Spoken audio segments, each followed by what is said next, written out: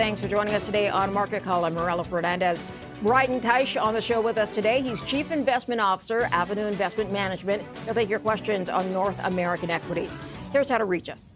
1-855-326-6266 if you want to call in. You can email your questions if you prefer. That is to marketcall@bnnbloomberg.ca.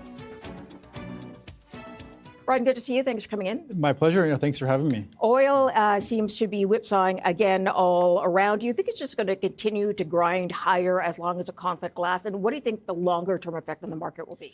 Yeah, I think really what matters is just what the daily flow through the Strait of Hormuz is. And there's some great data out there. And I think everyone has the ability to be watching that in real time. And I think as long as there is a blockade in place and as long as Iran's oil export remains contained, I think the challenge is we're slowly drawing down all of the available stocks throughout the world. You're seeing that most specifically in Asia, but in Europe and North America, it'll be different in North America because we have so much supply domestically, fortunately, both in Canada and in the US. But prices across the board are starting to move higher, and I think that front month oil is now close to $105, and that is where you're going to see the most extreme pressure continue to lift as long as the strait remains closed. Yeah, so Scott Bessent says we're like 8 to 10 million barrels under a day kind of thing, but that can go through the strait at the strait because now they're running Operation Freedom. They're trying to get things through.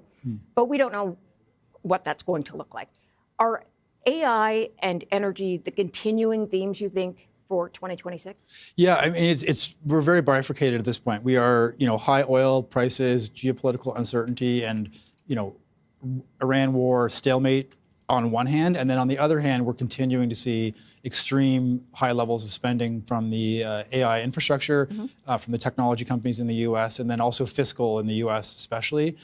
As long as, those trends continue, it's sort of this seesaw back and forth where the last month in the market was very strong, and I think technology results in the last couple of weeks were also very strong.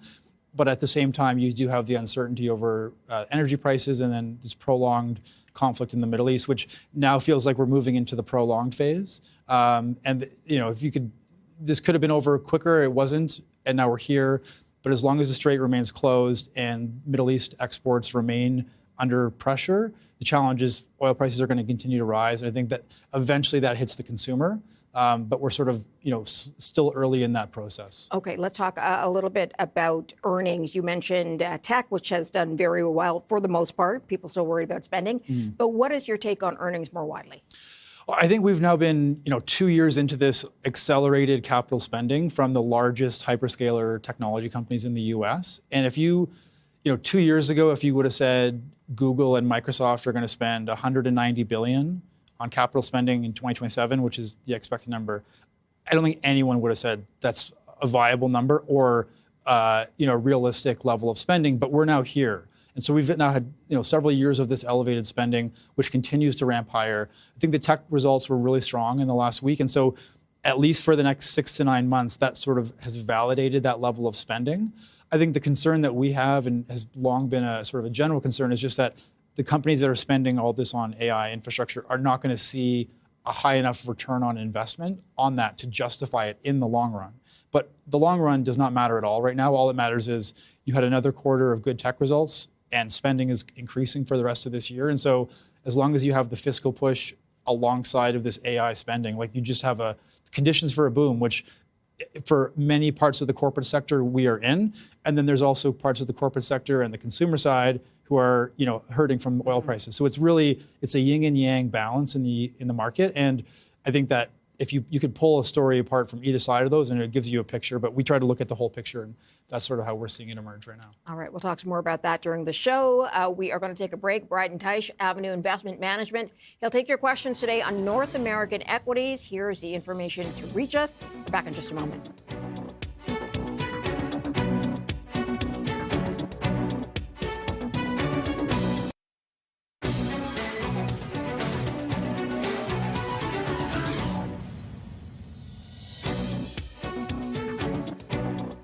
Welcome back. We are going to start with an email from Brian who says, would you add to National Bank at the current price level? We'll pull up the line chart in just a second.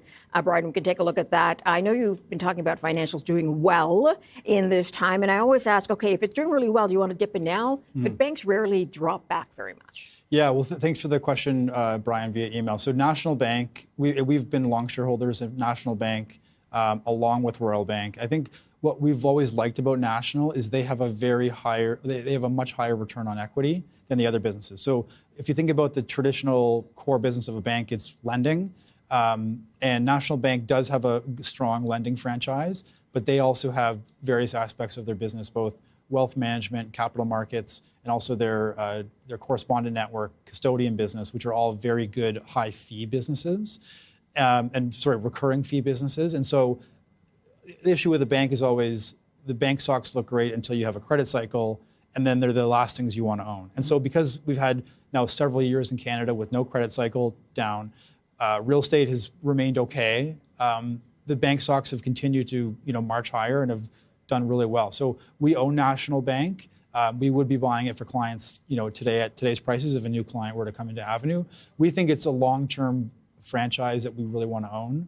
At the same time, because we're on such a stick here on the share price, taking a little bit of a break and waiting for a pullback might be, a better course of action. But in terms of long-term shareholding in a Canadian bank, we think National Bank is one of the best. They've also shown both in their transaction with Canadian Western Bank, and then also they acquired part of Laurentian Bank's Quebec lending business. So they really have a dominant platform in Quebec. They're also growing in Alberta. So we think they really now have a diversified national presence. And again, the shares have performed well. So I think a lot of that is priced into the stock. The concern for the banks would be that we have a recession or a credit cycle, then I think you're at high valuations for the banks. But from a long-term investment perspective, I think that they're all very good to own. Let's go to the next email then from Reggie. Dividends on my ARC shares are eligible, or are the dividends eligible for the dividend tax credit? Will my Shell shares have this benefit after the takeover? More of a tax question here, but can you give us a broad stroke? Yeah, so we've got some questions on this, on the sort of the taxability of the transaction. So thanks, Reggie, for the question. I think if you were to strip away from, I think it's roughly $8 a share in cash that you're getting for your ARC shares, and then the rest of that is coming in prorated Shell shares. I think firstly, the important thing to always remember is that if you own ARC in a registered account, so an RSP or a tax-free savings account or a LIRA or a RIF account, you're not taxed. So it's important to remember, it's nice to get a capital gain like this in a registered account because then it's tax-free deferral. If you own this in a taxable account, I think that firstly, it's important to make sure that you're reading the release and the actual tax filings that will come out in a year from now. So this is the issue about your taxability on ARC shares is something that you would be doing on your 2026 taxes in, say, March 2027. So there's more than enough time that you'll have to receive your tax slips, be able to either do your own taxes or use an accountant. The question that specifically about the dividend tax credit, I'm not sure is the true answer. You'll have to look at what the cost base is on the Shell shares that you receive. And I think the best advice would be just for this type of complexity to use a tax professional. We have clients that, many clients use a tax professional. Some clients still like to do their own taxes, so I can totally resonate and understand that. But when you get to a unique situation like this, it's often better to at least try using an accountant for a year. And just specifically on this topic, accountant can give you a very good tax advice. So might be worthwhile. It might be worthwhile, especially if you've benefited from the shares being up like they are. Okay, let's move on to Carlos. Then Carlos has a question here in an email about Wells Fargo. He owns it. Does the guest recommend holding, selling, buying more at these levels? Stock seems to have been flat for a few months and is in the middle of its range. We expect a lot of the American financials to do really well this year because of the regulation changes and investment firms particularly. It is down. Do you see any reason for Wells Fargo to be down this way? So, Carlos, thanks for the email. I think the challenge that Wells Fargo has faced relative to the rest of the U.S. banking sector is that they have a very traditional lending business. And I think in the last year and a half, the U.S. is now, or the Secretary the Treasury, Scott Bessent, has removed the cap that was on Wells Fargo balance sheet. So maybe 7-8 years ago, there was an issue that they had something in regards to consumer protection. And so what happened is the Fed and the Treasury, as sort of a penalty to Wells Fargo, they got dinged. put a cap on their balance sheet expansion. So if you're a bank whose business is to lend, and the regulator says you can't lend past this amount. Yeah, so that's becomes a challenging experience for a bank like that. So, but if that's been lifted, you would think they would do well. So totally. And so the shares have performed better than they had at that time. I think if you're looking at the U.S. financials as a sort of basket, I think the challenge right now of getting really excited with Wells Fargo is that some of the other banks are having really great results, largely because you have really strong capital markets, you have strong M&A. So the investment banks, the banks that have investment banking as part of their asset management asset management arms have had much better returns on equity in the last few years. So if you look at a JP Morgan or a Bank of America or a Goldman Sachs, Morgan Stanley, they're having such good results that if you were to own a financial in the US, I think picking from that group is probably better than owning Wells Fargo, which I still think is sort of a bit of a laggard because it's got this core lending business, which again, higher interest rates, they've some concerns about their commercial lending book as well, which was an issue a year and a half ago. But there's not as much excitement about Wells Fargo in this kind of a market environment. So we don't own any U.S. financials, but if we were, it would be to look in that other category of more specialized, higher return on equity businesses than a Wells Fargo. Let's get to the next email then. This is from Stuart. Is Brookfield Infrastructure Core still a buy after the recent weakness? Do you own any of the Brookfields? So we don't right now. We have owned Brookfield Infrastructure in the past. One of the concerns we had going back to was probably fall 2023 into 2024. We were concerned with the utility space and the infrastructure names at that time because interest rates were still on their march higher. Yes. We've now been in 2 years of essentially pretty flat interest rates, at least on the 5-year and 10-year interest rates. And so you've had a huge run in a lot of the infrastructure stocks, and the valuation multiples have been able to re-rate higher. I think the challenge with Brookfield Infrastructure at that time was just that it was priced at a really premium multiple. And Brookfield is exceptional at managing assets all over the world. Brookfield Infrastructure specifically owns things like railways and ports and airports all over the world. And so they've been able to do a lot of interesting transactions on the infrastructure side. It's not one that we own currently. Our infrastructure right now is more geared towards the energy space because we think that there is good opportunity and upside in the energy infrastructure relative to Brookfield Infrastructure. But Brookfield is a great long-term business to own. I think you're getting about a 4% dividend yield on Brookfield Infrastructure. So it's one that is in the high-quality category. We're just choosing to own other things in that space at the time. Let's take a quick break on that note. We'll be back with Bryden Teich of Avenue Investment Management, taking your questions on North American equities. Back in a moment.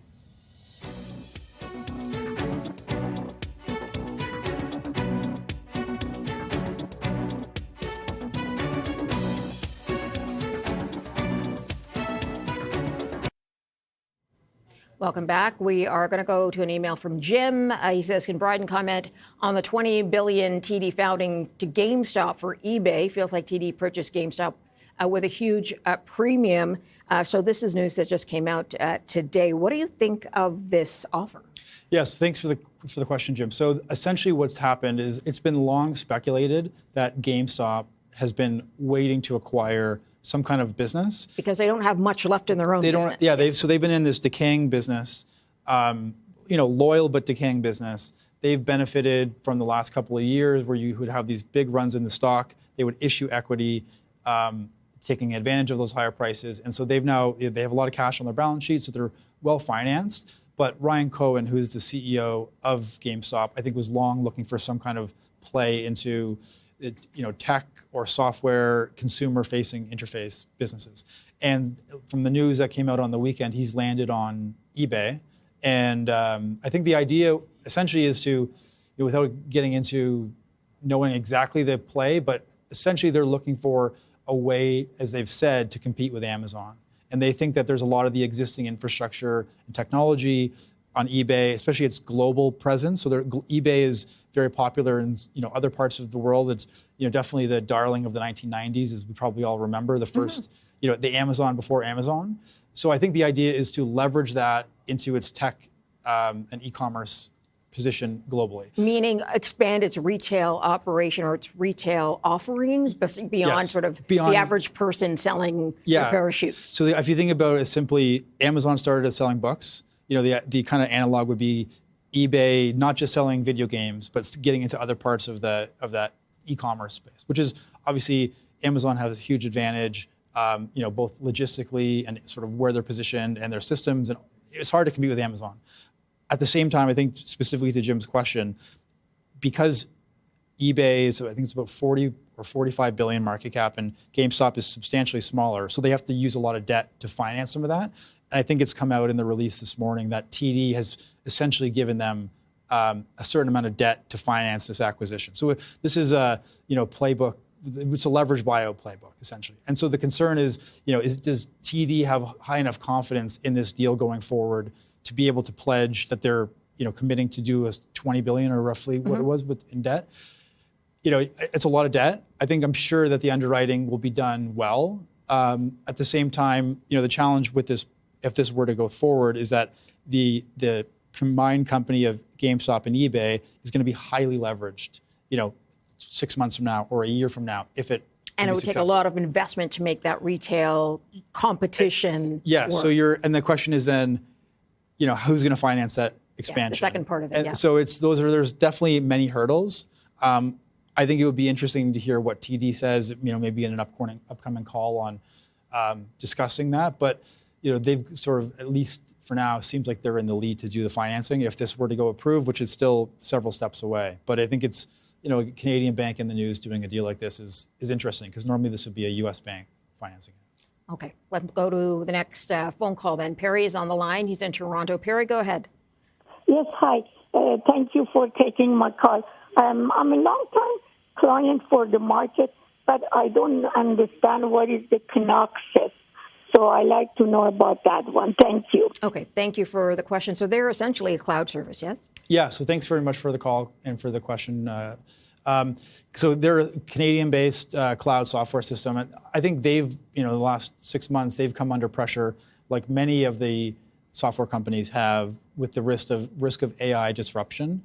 And I think the challenge is, and how we're thinking about the potential for AI disruption in software is that, we're looking for things that we have high degrees of confidence have the ability to be consistently profitable, 1 year, 2 years, 3 years from now. Kinaxis has never been in that category for us. We never, it had grown substantially through the mid, 2010s.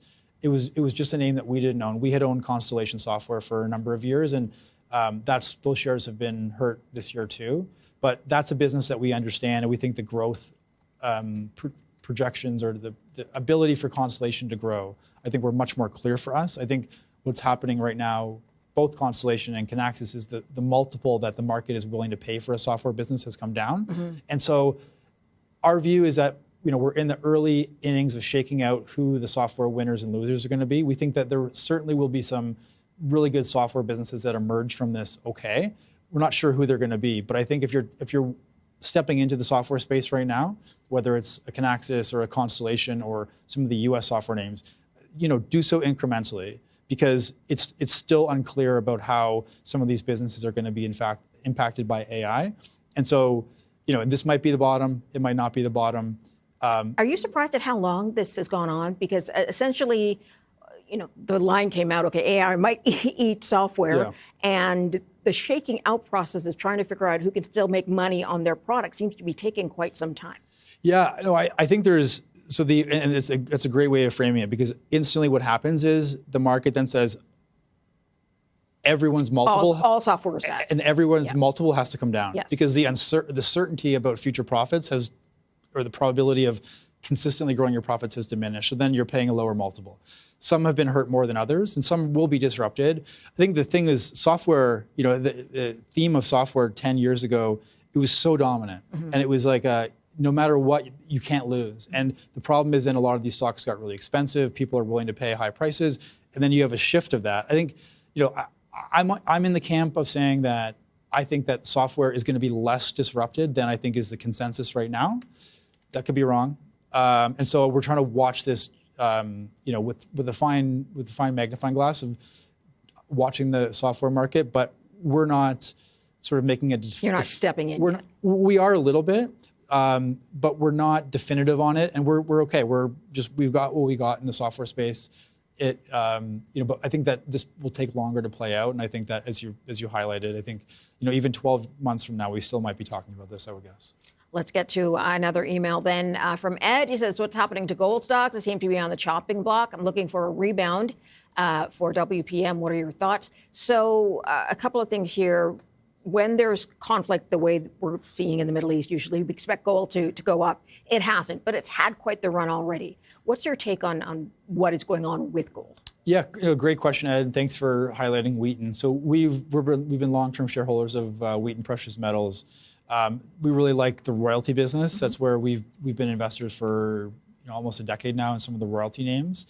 I think the challenge with the current environment, or specifically looking at gold, is that the pullback that we've had both in March and then recently now, it's missing or discounting the fact that we had this huge run all of last year. I remember, just as a sort of an analog or a anecdote on this, I think it was September last year, we wrote our quarterly letter focusing on gold and why we were enthusiastic about gold, what we owned. And some of the feedback we got was, you're not positive enough on gold. And we've been long-term investors in some of the gold royalty names, but we were getting some pushback saying, you don't own enough gold. I think that the challenge is in January and into February, you were at such a psychological high. I'm coming on here, I remember in the morning, some days silver was up 20% in a morning, and you're at such a panic buying in gold in that beginning of the year where I think we need now to take time to work that off. So we've lightened our gold exposure in the first quarter of the year, just because the positions had gotten a bit big. Didn't want to take too much extra risk where we had already seen a market get psychologically extreme.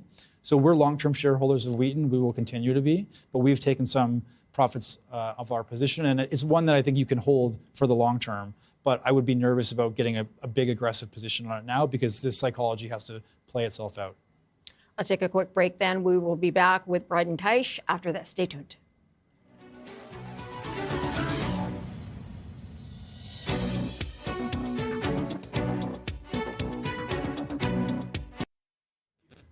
Welcome back. We don't have past picks from Bryden, so we're going to have a little bit of a conversation before we get back to your phone calls and your emails. We want to talk a little bit about what is happening in this country with the amount of investing going from the federal government to all corners to try and build Canadian infrastructure up. A lot of questions we get are about the opportunities under that umbrella. So the clearest one seems to be infrastructure build. How would you play that one out? Yeah, so I think it's a great topic to highlight. I think that we've now had a new government for, say, a year and a half, and I think we're at the point now where the next 12 months, the clock is, everyone's watching to see what are we actually putting into place. And I think infrastructure spending and sort of a right sizing of regulations as it relates to infrastructure spending and energy sector, I think, is all things that we're looking to see. And I think we're choosing to be positive that we're heading in the right direction, opening up that kind of opportunity. I think from the way we parse this apart is the government has made very clear directions on the levels of defense spending they want to meet. And then there's an associated infrastructure with that component. And then there's, at the same time, the sort of trying to incentivize private capital and the larger pools of capital in Canada to mobilize around larger infrastructure projects. I think the holdup on those larger projects has always been the regulatory hurdles and sort of the gridlock that had sort of jammed up on the train tracks, if you were to say, yes, for long periods of time.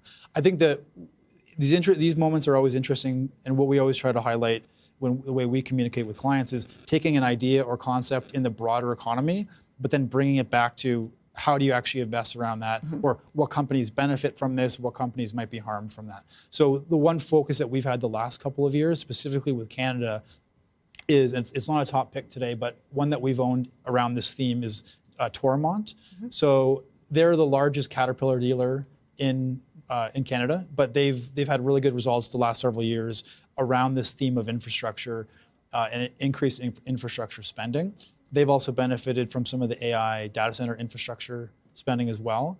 And so the challenge is moving from, when you have a company like Toromont with a clear theme in terms of infrastructure spending, then the market gets wise to it, understands that, and prices Everybody the stock. jumps in, Everyone yes. jumps in. So you're at this point now where this is kind of the internal conversation we were having last week was, how do we manage these positions where businesses that are doing great, are high quality, but at the same time clearly are pricing in a lot of the positive expected scenarios with regards to infrastructure investing in Canada. So, a stock like Toromont is one that we continue to own and like. It's a moderate position size for us, so we're not too concerned. But at the same time, we are observing the fact that these expectations in the stock market are now being priced in. So as opposed to going with the actual builders, for example, you've decided to go with the equipment side of things. Yep. What's your reason for going with the equipment as opposed to a builder? Yeah, it's a great question. So the reason, what we try to do or how we sort of thought about this, and we think about all of our sectors, is we have certain criteria that we're looking for in terms of profitability metrics. So we like returns on capital. And when we look at the industrial space, we then sort of order and rank what we think are the most consistent returns on capital, and then who has the most upside relative to that. Mm-hmm. And at the same time, the challenge with infrastructure spending, if it's done too aggressively, too quickly, that's how you end up with these large boom bust cycles of spending where the boom feels great, but the other side of that is not so much. And yes. It's hard to predict and know exactly. We don't try to do that, but we just look for what's the highest quality tier of a group or sector.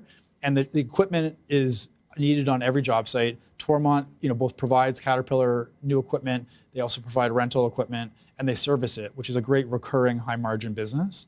They've got a great management team that's done a couple good acquisitions in the last few years. So that's one way that we're looking at this infrastructure theme in Canada. Okay, we're going to take a quick break. We want to line up some more phone calls and some emails for Bryden Teich, Avenue Investment Management. He's taking our questions on North American equities. We're back in a moment.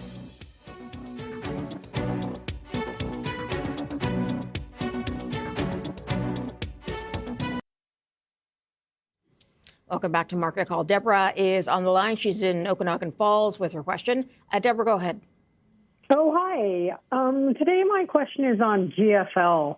More so, the stock is down actually due to the buying of Secure. I believe the payment is about 80% shares and 20% cash. And boy, that chart doesn't look really good. So my question today to you is, what do you think of this share dilution and the acquisition, plus the move of HO to the U.S.? Thank you for the question. Yeah. What did you think? Why did they move to the U.S.? They moved their headquarters to Florida, I think. Yeah, so thanks very much, Deborah, for the call and for the question. I think specifically the move to the U.S., I think if I remember the rationale reading it, was about the listing? Trying to get, because you're trying to get into U.S. indices to benefit from passive investing, which is now, there's many companies that have tried this or done it. There's a couple, there's a Canadian trucking business that tried this a year ago.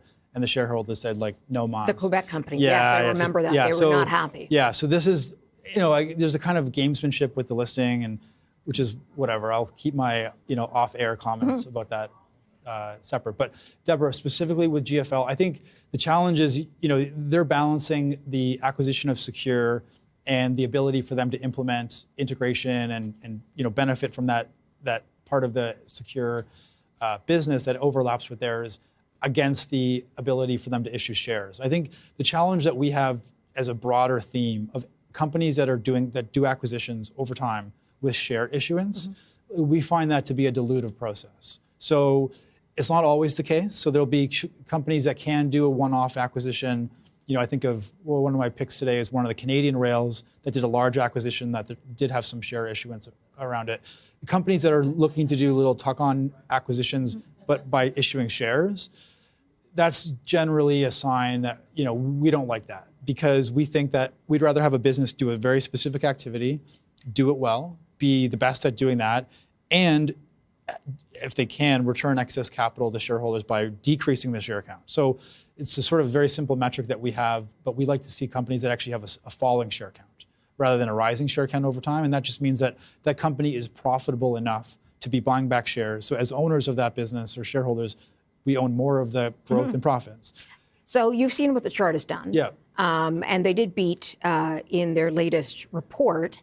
Would you stick through with the company? Would you sell a little bit? What would you do if you were holding? So at the same time, to be fair to GFL, the stock has done really well. This was one of these IPOs that was maybe the week or two before COVID. I remember the moment, and it was, stock instantly gets caught up in that. The business is a great business. So obviously they've diversified, they've grown. They're now, making an acquisition with Secure. So we think this is a good business. The challenge is the dilution in the share count. And then the other challenge that we've had with GFL is they've always had a little bit too much leverage for what we like. But they've now sort of started trying to corner the markets in some of these core environmental cleanup and other energy services businesses, which are good businesses. The challenge is a lot of it comes down to where you purchase it.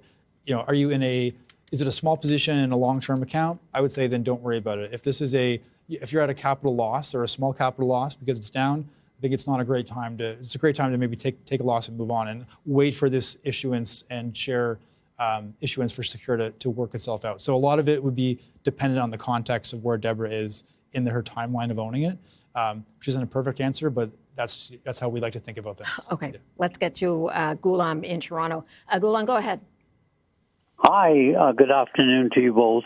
My question is on Denison mines. I don't have much exposure to uranium, and I was thinking of buying some. Is this a good entry point, or you see further, or what's the best entry point for me to get in? And if you can also answer the question on Ivanhoe mines, because I have a very small position in it and I wanted to add to it. Okay. I would like your recommendation. Thank you so much. Thank you for the question. Sure. Denison mine is at 506 today. As you can see, it's a little bit down. Would you enter here? What is your thought on what the products they've got moving forward? Sure. So thanks very much for the call, Ghulam. Much appreciated. So we've been shareholders in Denison since the summer of 2022.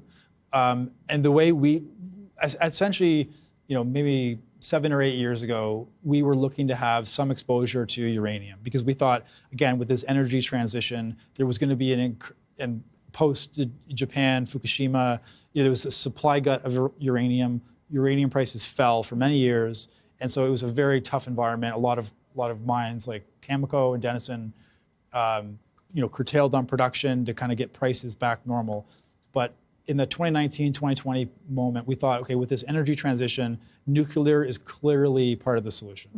Mm-hmm. The degree of these large long-term projects is such that they take many years to come online. And so companies are reluctant to spend unless they see a favorable price environment lasting. Because if you have a high price, you bring in all the supply, prices go down, you make no money. You're stuck. You're stuck. Yes. So the way but it's at the same time as anyone who's followed the uranium space for a long time, it is prone to major boom busts. And so what we tried to do with Denison is have a small position. So it was started as a 1% weight. We said we want to have a placeholder in uranium. At the time, we had just recently, this is a couple years ago, we had exited out of Cameco. And so we thought Denison, and specifically with their Athabasca project, we thought there was a good upside, and it was far enough out that we thought the dynamics around uranium were going to be tighter by the time the project was starting to get permitted and the such. So the way we're positioned, we still own Denison, we like it. It's now maybe a 2.5% position because it's up from where we bought it. But and not to say that uranium is something you sort of buy at night and forget about. But I would say you want to have as little in Denison that you don't think about it if it has huge boom busts. Because if you have a long-term view on nuclear being part of a solution, I would say you got to own a little bit so that you're not uncomfortable with the size. But not enough to make you stay awake at night. No, if you're awake at night because you own too much Denison, sell it. That's the problem. But Denison is one that we own in the uranium space that we like, and we're comfortable at our weights. We think the project that they've got is advancing, in a nice way. And it's been a much smoother ride rather than having a large position where you have to sort of risk manage it. It's much harder. So Denison is a perfect way for us, and it's one that we hope to continue to own for the long term. Let's take a quick break on that note. We're going to be back with Bryden Teich, Avenue Investment Management, taking your phone calls when we come back. Stay tuned.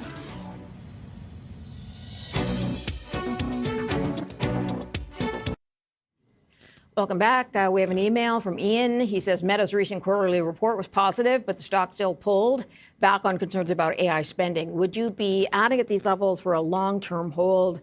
Meta, it seems to me, is the one investors are worried about most as far as how much money they're putting into AI and what they're going to get out of that.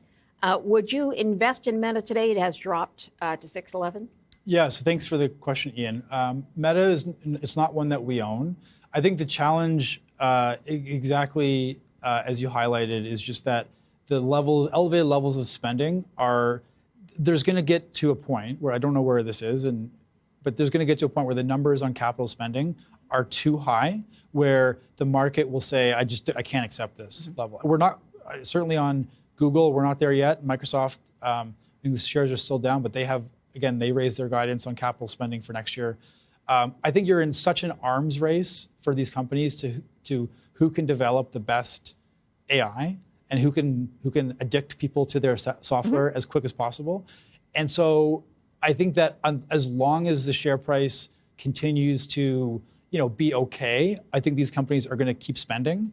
And the question will be, at what point does the market say, I just can't accept this? I think the difference with Meta specifically is that they're now spending essentially almost all of cash flow on CapEx. So, there's in the last quarter or 2 quarters ago, they started doing a debt issuance. So they're taking on debt on their balance sheet. It's small relative to the size of the company, but they're now outspending their own profitability, which again, it doesn't matter. It doesn't mean that it's going to matter right now. But at some point, I think that the question will be, how much are you actually realizing on this? I think they also, I believe, announced that they're doing, curtailing staff. Yes, and they're headcount, getting rid of thousands of people. Yes, which is obviously going to be something that weighs on the stock. But I think we're on the sidelines. It's not a name that we would be owning now. Let's go to Sam then on the line. He's in Vancouver. Sam, go ahead. Hi there. My question's on FirstService Corporation. It's at 52-week lows. I'm just wondering, is there any tailwinds right now for this company, or is it mainly just to sit on the sidelines and wait for it to sort of stabilize before entering? Thanks so much. Thank you for the question. Can you tell me about FirstService a little bit? Yeah, so they're in a few different businesses. So Jay Hennick, who's the CEO of FirstService, has done a great job. They're in essentially building management, condominium management. They have Paul Davis renovations. They're in very household and service parts of the real estate space. They've done a great job. We were investors almost nearly at the beginning of this. I remember when it got spun off of Colliers in 2015. The shares in the last several years have kind of been flat. I think the challenge was, like many growth stocks, is that the market gets very enthusiastic, and the stock was very expensive on an earnings multiple. Going back to 2019, 2020, 2021, we're kind of flat across the top from there. At the end of the day, I think there's a really good stability in their underlying earnings power of the business. I think they've also have a really good track record of doing acquisitions. And so they've been able to add tuck-on acquisitions. And Jay Hennick has done a great job with that. So we think it's a good long-term business. At the same time, I think there's other things in the industrial space that we like, highlighting Tormont and then one of my top picks. So there's just other things that we have ahead of it right now. Let's get to our last caller then here. Jack is in Montebello, Quebec. Jack, go ahead. Yes, I'd like your opinion on Cogeco. The metrics, cash flow and earnings metrics are way better than, say, TELUS and BCE, and the analysts seem to think it's worth $75 to $80. So what's your opinion? Okay, taking a look at Cogeco here, which is down. A lot of the telecoms are not doing great, but what is your take on Cogeco? Yeah, thanks for the call, Jack. So I think that the telco space, definitely from a sentiment perspective, has been under pressure. I think Cogeco does not have the same spending issues that Bell and TELUS have been dealing with. I think the challenge for the telco space is that they just don't have a great degree of pricing power, and their ability to not raise prices, I think, over time sort of weighs against the shares. And right now, you're in a moment of weaker sentiment, and so I think the shares are under pressure just because of all of those factors. Let's take a quick break. We do remind people that, of course, this channel is owned by Bell under the Bell Media banner. We're taking a quick break. We're going to be back with new picks from Bryden in just a moment. Stay tuned.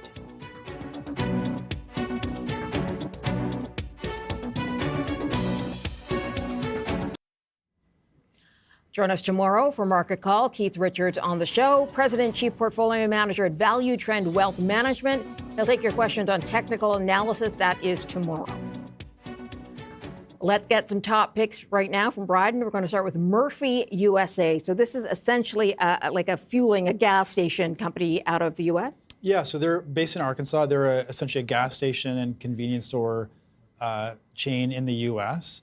I think the interesting thing about Murphy's, and we've been shareholders since about 2022, but when they were spun off of Murphy Oil, which was I think in 2013, essentially they had an agreement and relationship with Walmart where vast majority of Murphy's locations are in a Walmart parking lot or adjacent. So what we liked about the business from that perspective is you had a very repeat customer base. At the same time, there was only a certain amount they're able to grow each year because Walmart has to approve every site. So there was sort of a slow walking of the investment cycle. Last year was definitely painful for Murphy's. I think the challenge when we didn't appreciate this, but when gas prices are low, it's actually worse for Murphy's because it means that their cost advantage to consumers is not as direct. And so they find, and this has been our observation, is that when gas prices are higher, it's actually really good for Murphy's because it means that the cost-conscious consumer then comes back. And so they've had results the last couple of quarters, which were really good. And we think, again, from our initial thoughts at the beginning, as long as gas prices stay high and are moving higher, we think there's added benefit to Murphy's because I think that they'll attract more consumers. And so it's a name that we like, and at these levels, they just had earnings and they stock just made a new high. So we like it here, and we think that there's still good upside for the business. Let's get to your next pick then, which is a name we know well, CP Rail. We talked a little bit about this at the top, about transportation and some of the things that are picking up a little bit now. What's your read on CP Rail? Yeah, so it's one that we've owned now for almost 7 years, but we think CP, specifically what they did with their Kansas City Southern acquisition now several years ago, we think it puts them in a really good advantage with regards to their entire North American footprint. I think what's changed in the last few months is I think you're starting to see signs that the internal North American freight market is tightening. You're definitely seeing that in the spot trucking rate. So there's a tightness to the North American economy that I think is, oftentimes doesn't necessarily reflect in other parts of the economy, but the industrial side of the economy seems to be doing well. I think a lot of that is this AI data infrastructure spending, along with the increased or the persistent fiscal spending in the U.S. and in Canada. So CP is a great business. I think they'll benefit from higher commodity prices as well, and it's one that we would own for the long term. But I think you're at an inflection where I think the results in the next couple of quarters I think will be strong. Let's get to your third pick then, Topaz Energy, which is an infrastructure or energy play. What do you like about Topaz? So Topaz is, again, one that we've owned for a few years. They were initially, we became aware of it through their relationship with Tourmaline. So they are Calgary-based energy infrastructure company.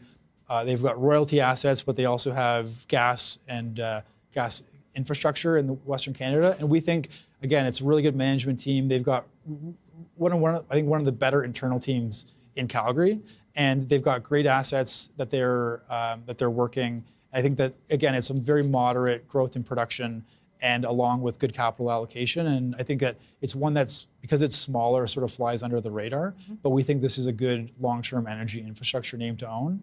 And you're getting about a 4% dividend yield. I think that there's still upside for the business. So we talked a little bit about whether you'd put new money into energy today because of the rising price. Would you do so for Topaz? Yeah, I think an energy infrastructure name like this, I think is where we're part of where we are right now because we get the dividend yield. We think that there's, again, a positive direction on energy infrastructure spending in Canada. And so we think directionally, I think that helps the business. And we think that it'll continue to be a good one to own for the long term. Got it. Okay. Thanks for coming in. Good to see you. Yeah, thanks for having me. I appreciate it. And thank you today for joining us on Market Call. We'll see you back here on Monday. Tomorrow. Never mind.